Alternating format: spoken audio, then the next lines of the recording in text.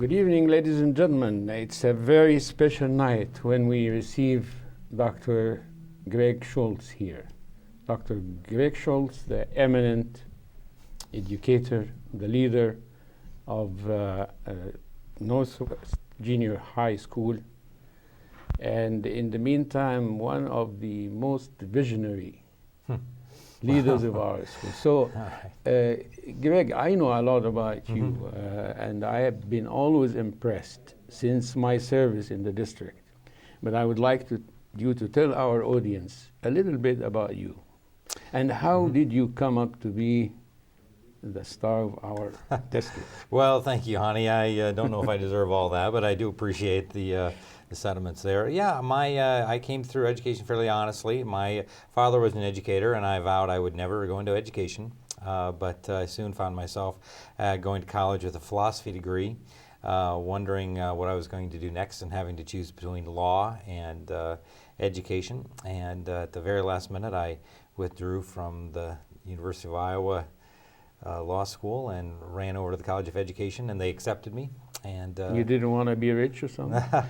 You know, at the time, I just thought this was the better path for me, and I think I was right. That was definitely the way to go. So from there, I took a job in the suburbs of Chicago, but I always wanted to go farther.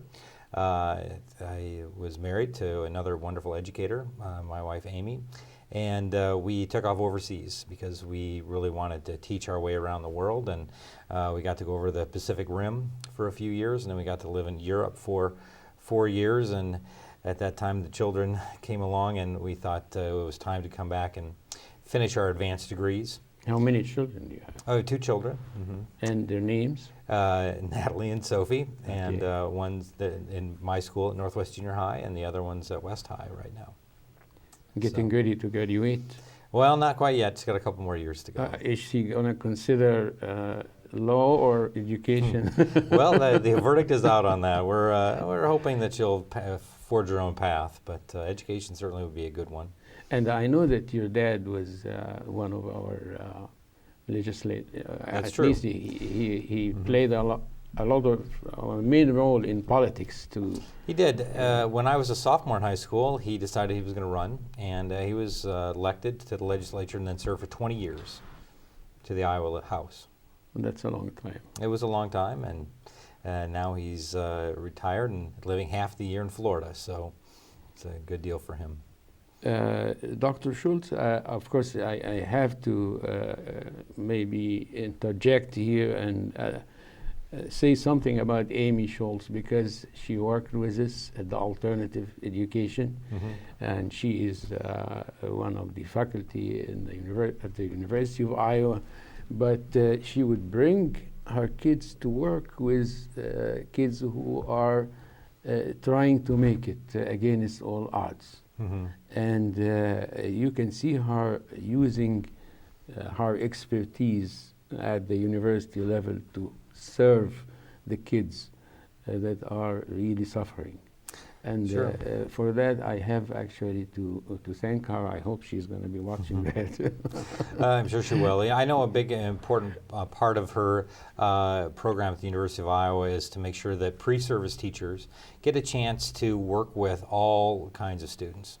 I think a lot of students go into education thinking they're going to, be interacting with, minds that are just so ready to learn, and sometimes the reluctant learners are a little more of a challenge, but they have such a better reward at the end. And so it's been a big point of interest for her to make sure that students get to, work with every kind of student that we have. I think Michael Apple was one of the first people that wrote about the stage of middle school or junior high.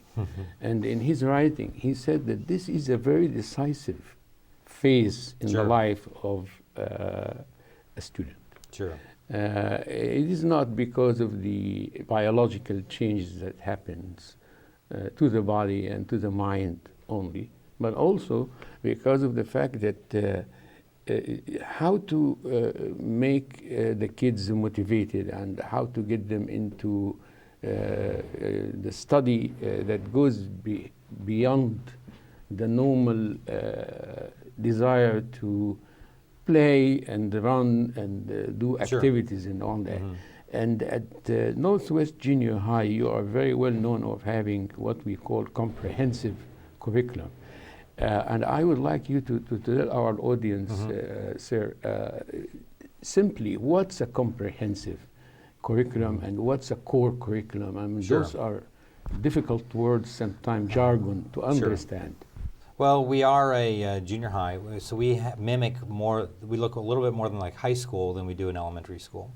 The students that come to Northwest, and this goes for Southeast and North Central as well, will have an 8-period day. You know, and so rather than having a home base of a like an elementary where you have a home room and you kind of work out of that home room, maybe you're going to actually go from class to class 8 times a day. And during that 8 time, we're really going to focus on you know, all aspects of the child that we can. Junior high is the time where we say the act of becoming is really what it's all about, and we're really focused on what are these students becoming. And so we want to make sure that they get a chance to do everything. We want to see them in the arts. We want to make sure that they get a chance to do the fine arts, art, you know, like Thank you for traditional art, yes, as an art teacher, sure. But music programs and practical arts as well. So students are going to have a diverse curriculum on that side. They're also going to have a very rigorous curriculum when it comes to science, social studies, math, and foreign language. We are one of the few districts that start foreign language in 7th grade, and we will have the high school start high school Spanish, French, and German actually in 7th grade, and by the time you're done with 8th grade, you'll have 1 year of high school foreign language done. And then you can go on and do a 5-year program total, or you could be done with your 4 years by the time you're a junior, giving you an option to do more later. So it is a comprehensive program, and then it doesn't stop after 8th period. After 8th period, then you will find a number of students still in the building. Either they're going to be in our extracurricular program, which everyone kind of knows about that because it's, you know, the football and volleyball and swimming and basketball and those kinds of things, and of course track. But it'll also be our clubs. And so students are involved in a wide variety of co-curriculars. And that's really key for us because we know that we're going to put most students in a very similar science experience, but we have some students that are, you know, they're just so into science, so we need to give them a little more opportunity to do that. So we do that in math through Math Counts. We have our ecology club that we're working with 2 great science teachers, Mr. Hill and Mr. Maskell. They're out there working with wetlands, wetland protection. We've got also our own prairie lands right in the back of our building. They were out and got a grant, and you can see native grasses right in the back of Northwest Junior High. So that's just some example. Of course, we have an art club. We've got the Knowledge Master Club. We've got actually Home Ec Club and Games Club. So lots of things going on that try to get at the whole student, not just say one little part. And I have seen that you, at least the last couple of weeks, you were running from one elementary school Sure. to another and talking to elementary school kids. What was this all about? Well, this is the time, believe it or not, we are meaning all the junior highs, we're all interested in rounding up our numbers, making sure we know how many we're going to have come next fall. But we also do this for a reason of, we want, the saying that I tell my 6th graders, the 6th graders coming to Northwest, is that everything be ready if your minds be so. And it takes a while to get used to the idea of, I've been in elementary for 7 years. I started out in kindergarten. It's now in 6th grade, and I'm very familiar, but the junior high is an unknown. And so we want to get them ready. It's a mystery. You know, it is. It is. And they have a lot of fears that some of them are unfounded. I've only got 4 minutes to get to class. I'll never get there on time. And so actually we made a video where we used our own students to kind of walk them through some of these fears. And I think if we can, we could show it now. We would love to show the audience our video now. And this, of course, I'm expecting a lot of kids. My kid who's going to Northwest next year is waiting for this show. So okay. Let us see the movie now, or see the video. All right. Making friends at Northwest is really easy because there's a lot of different ways you can make them, like at clubs and sports, and then in a lot of classes and during passing time. It's easy to make friends if you just join clubs and kind of put yourself out there. The first friend I made was probably someone who has their locker by me in my homeroom, and the first day we ended up sitting next to each other. Since there's a lot of people at Northwest, there's going to be somebody that has the same interests as you. You assign to a partner and you can make a friend there. It's gotta be yourself and don't have to be something you're not. Yeah, you keep a lot of your old friends in junior high, but I've made a lot of new friends too. Don't be afraid to talk to new people. Best way to make friends, I think, is through like a sport or a club. One thing I was nervous about when coming to Northwest was making friends, but when I got here, I thought, wow, this was really easy. The teachers at Northwest, once you get to know them, they're really nice. All of them do their best to help you. After the first few days, you'll get used to them and you'll just memorize where to go. If you need help or something, you can come in after school or before school or sometimes even after class. You have 8 different teachers, so if you don't like one, you might like the other ones. You might be a little freaked out about having 8 different teachers, but it actually kind of gets easier. Yeah, some of the teachers are really funny. Just get on their good side and they'll be nice to you. Mr. Shula has given me quite a few nicknames. And Mr. Norton tells these really terrible math puns, and it's kind of funny because they're really bad. Mr. Kroc, the global studies teacher, he has Bad Joke Friday. There was one of them. It was like something about a bicycle. It was like, why didn't the bike go fast? Because it was too tired. Anyone can do sports and clubs. For volleyball, you have to be a girl, but other than that. I would encourage 6th graders to go out for sports because it has so many advantages. It's okay if you've never done a sport. Like, I know I've never done basketball, but I just wanted to do it because I heard it was really fun, and now I'm learning a lot of new stuff. I got involved at Northwest because I played sports. I got on the yearbook in Northwest Passage, and I'm in choir and band, and I just joined a lot of stuff so that you meet different groups of people. It's just a really good way to meet new people. Sports are really fun.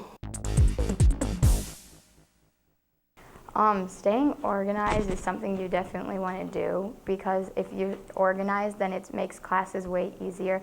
The planner really helps me keep track of my homework. Staying organized is a really important thing for me. Oh, a planner is like it's like a notebook. I guess you can write your homework in. And I kind of like color code it by class, so then I know what notebooks go with what folders. I have locker shelves in my locker, and that helps a lot because I can organize my stuff by class. Lunch is awesome because there's like 2 different choices of where you can sit. You can sit upstairs in the cafeteria or downstairs in the NPR. Basically, it's better than recess. You don't miss recess at all.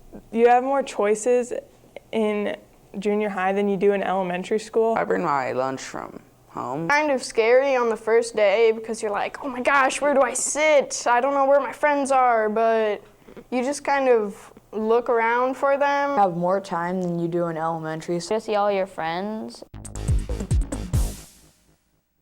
Spirit weeks are probably the best week in Northwest because you get to dress how, like, there's Nerd Day, there's Clash Day. Spirit assemblies are a really good way to keep everybody spirited about school. It's really fun to see how far people will go with their Northwest spirit. Like 7th graders wear green and 8th graders wear white. Dances are so much fun. They play like fast songs that you can have fun and kind of jump up and down with your friends. Great way to like socialize and just be kind of silly and crazy at school. You need to go to the school dances. Dances are awesome. You get to play games, you get to dance, you get to eat. There's a lot of like fist pumping going on at the dances. I don't think I can polka. Oh yeah, I can disco. Passing time is really easy. It doesn't seem like 4 minutes is that much, but it really is. Enough time to go to your locker between some classes, but not all of them. Go to your locker, get what you need, and then get to class. I was very nervous about 4 minutes of passing time, but now it seems like a lot of time if you use your time well.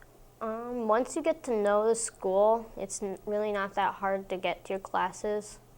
kind of say hi to people. You can do some of that, but your main priority needs to be in passing time to get your stuff and start heading to your class. A 4-minute passing time seems scary at first. When you stay organized, you'll get to your classes.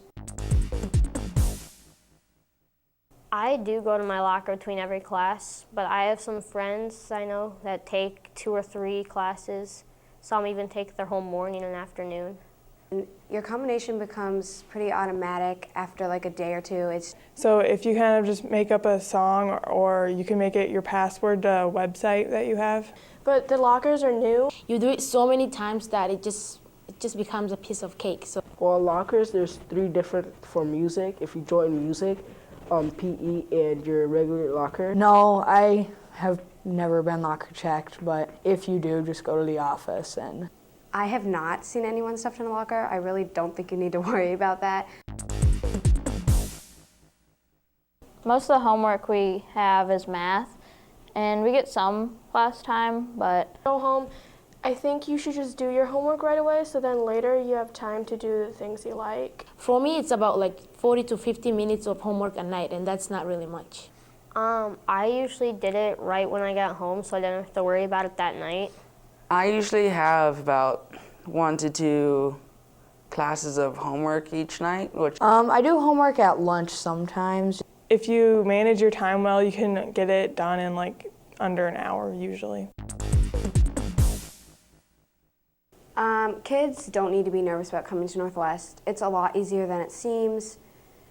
You get used to it. It only took me like a week, and then you get used to it. 7th grade is the time for starting new habits for. Northwest is a really good place, and everybody's really nice. And have fun, don't be too shy. Just be open and try new things. My advice would be to stay organized always. You just have to be nice to everyone, and they'll be nice back to you. get your work done on time. Follow what your teachers tell you and don't get in trouble. Be on your teacher's good side and never.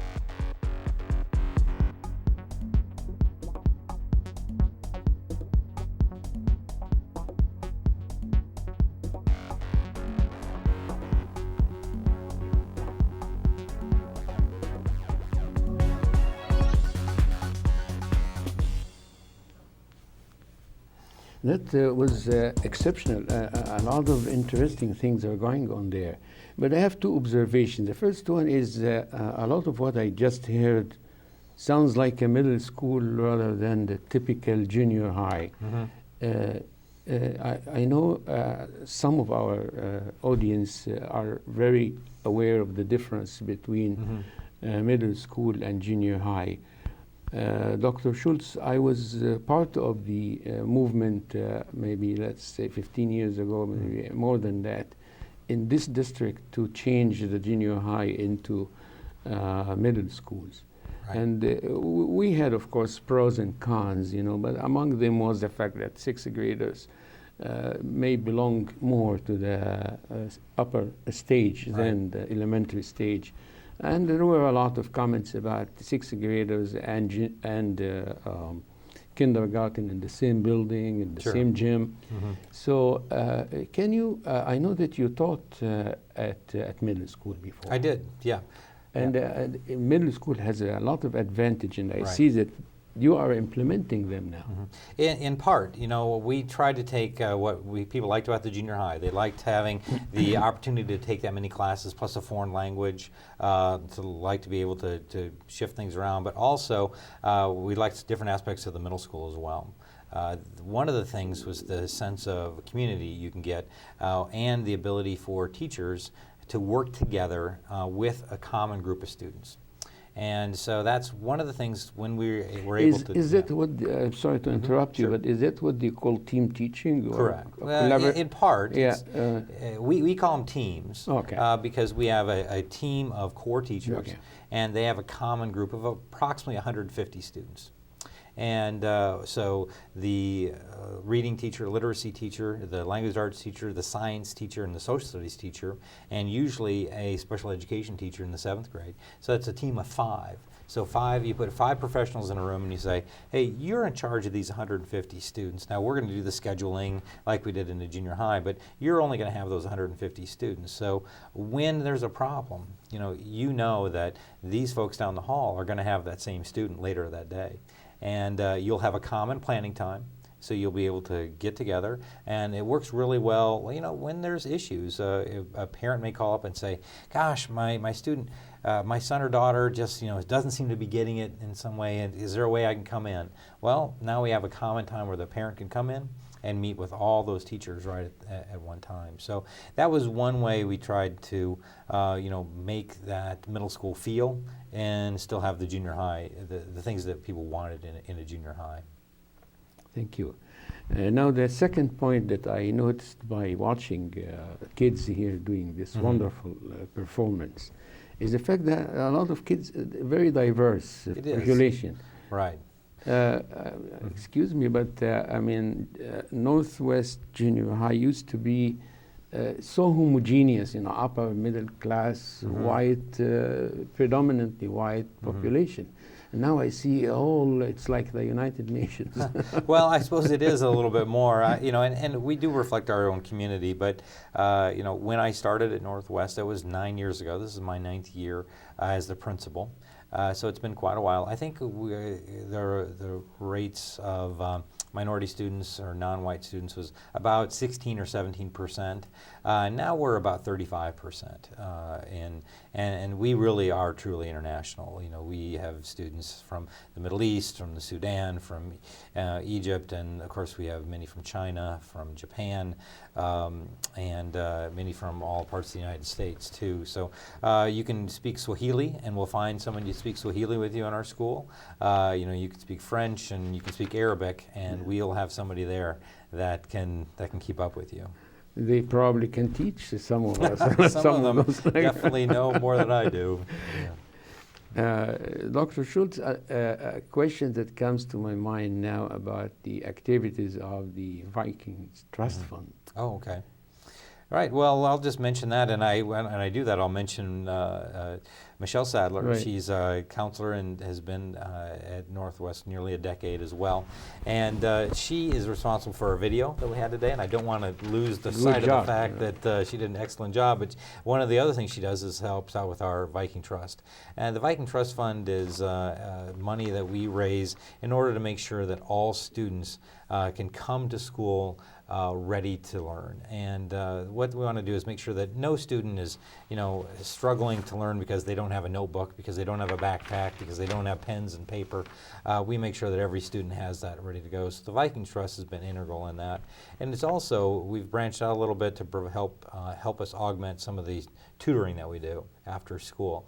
We try to bring in knowledgeable, we have a lot of college students, pre-service teachers that come in, and also some other folks in the community. And in order for students to be ready to learn right after school, sometimes they need a snack, and the Viking Fund has really been helpful in making sure that we can give the kids a snack and make sure that they're ready to accept the tutoring that we have for them. I understand. I was just reading your website, which is a really interesting one. And I urge all our audience to go to the computer and then try to get to this website and read about the activities at Northwest Junior High. But in the website, there was a call for the community to volunteer. You need more volunteers now to help with the... Certainly. We always need volunteers. I don't think there's any school that has too many volunteers, but we run a lot of programs after school. So whether it's some mentoring help or something along those lines, but certainly with the athletics, the junior high athletic programs, we always are needing somebody to run the scoreboard or to fill in, with the chains in the football game, or even our concession stand. The kids, they have long days in junior high. They'll get on the bus around 7, 8 o'clock. and we'll get out of school at 3:20, and then we'll have practices or games. And by that time, sometimes they really rely on the stuff we can sell in our concession stand just to get them through the game. So it's very helpful if we have more volunteers. I think one of the parents at the elementary school was asking me about the class sizes. And I didn't have enough information, as a matter of fact. Sure. I taught at the high school, level, and can you give me an idea about the class size and how, Sure. in your opinion, and from, of course, the studies that you probably did, how does it affect the educational process? Well, it's a fact of life that we're going to have between 23 and 30 students in a class, and that teachers are going to have to deal with about 150 to 160 or so students a day in the junior high. That's just kind of where we are. I would really like to get that down a little bit more, just because I really think our teachers are effective with 22 in a class or 28 in a class, but the paper load. Being able to give a true response, one-on-one response to a student who spent a lot of time writing a paper gets very difficult when the language arts teacher has 155 papers to get to. So that's one area where we know that the quality of the one-on-one responses are better if we can get those numbers down. We think the quality of the in-class education is very good, whether where we're at right now. And do you think we have enough money to meet this? Honestly, I mean... I would love to see us have a few more resources for the times where there are times where more kids come than you think. We don't get the numbers quite right, and so it'd be great to have the ability to bring in the folks that we need at the right time. So I'd never say no to the ability to bring in more folks. Sure. And the community, is it supportive? Oh, definitely. I mean, we have a great community. There's no doubt about it. An education-minded community is just a great place to work. So, we are very blessed to have people so focused on education here, and that they've come from a place where a lot of our parents, their success is not because it's where they were born, but they went to school, they worked hard, and they made themselves very successful. So that's the model that we can't buy anywhere else when we can show Sure. students right away. Sure. So, Dr. Shoultz, on behalf of John Karoff, sure.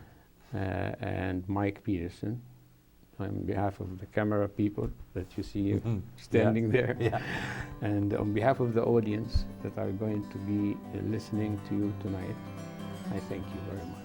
Well, thank you, Hani. And I thank you for the time. We know that you are one of the busiest people in Iowa City, maybe in the world. No, I'm just about as busy as everybody in Iowa City. But this show is going, and I'm talking to our audience now, that this show is going to be shown on Channel 18 2 days in a week, and we are going to show this episode on Channel 21. You have to look at your local listing at the time when they show this, and we run it a lot. Okay. Sometimes people see me in the drugstore or the grocery and say, "Oh, you are all the time there." So it's going to be running all the time. YouTube, as a matter of fact, is giving us all the time in the world. So tomorrow evening, and today we are the 6th of February. We expect 7th and 8th. It will be on YouTube and on Blip TV. Great. Blip.tv. I'll be sure to send a link to my parents. So that would be, I think, enough information. And in the meantime, I just want to say one thing before I get fired, because Mike Peterson just told me that it's Monday at 7 o'clock p.m. and Saturday at 2:30 p.m. Got it. On Channel 18. Again, thank you very much, Dr. Shoultz, and good luck for all what you are planning to do and for a wonderful, glamorous future. Thank you, Hani. Thank you.